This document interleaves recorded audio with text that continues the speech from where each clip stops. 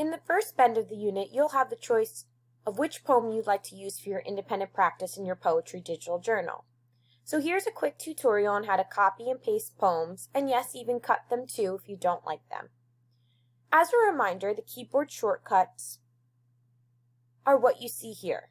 To cut, it's Control X, you'll hold those down at the same time.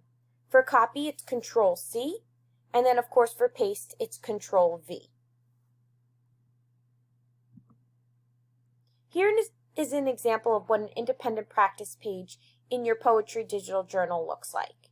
For this day, you will have to copy and paste the poem in the left side of the table as you see here. The poems will be linked above, so you'll click on that link.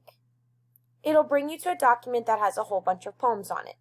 Of course, you'll first explore and scroll through the poems, reading each one to figure out which one piques your interest and that you want to use. I've already done so, and I want to pick Tom, Tiger, Cat.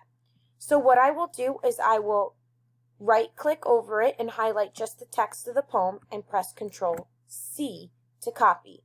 I will then go back to my poetry digital journal.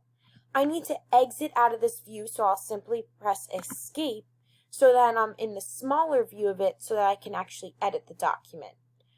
I will then highlight where it says Copy and Paste Poem here, and then I will just press Control V and the poem will be right there for you. Now, for the poem title and the author's name, you could do the same with copying and pasting, or if you just remember it, you can just go ahead and add it in. I don't remember the author's name, so I'll go back to the Mentor Poems. I'll highlight Control C, back to my poetry digital journal, highlight again, and Control V, so now that I have the name in there. If you happen to not like this poem, or you're realizing that halfway through your assignment or so that you'd rather choose another poem, it's as easy as highlighting again everything, pressing Control X to get rid of it, and then you can start over with a new poem.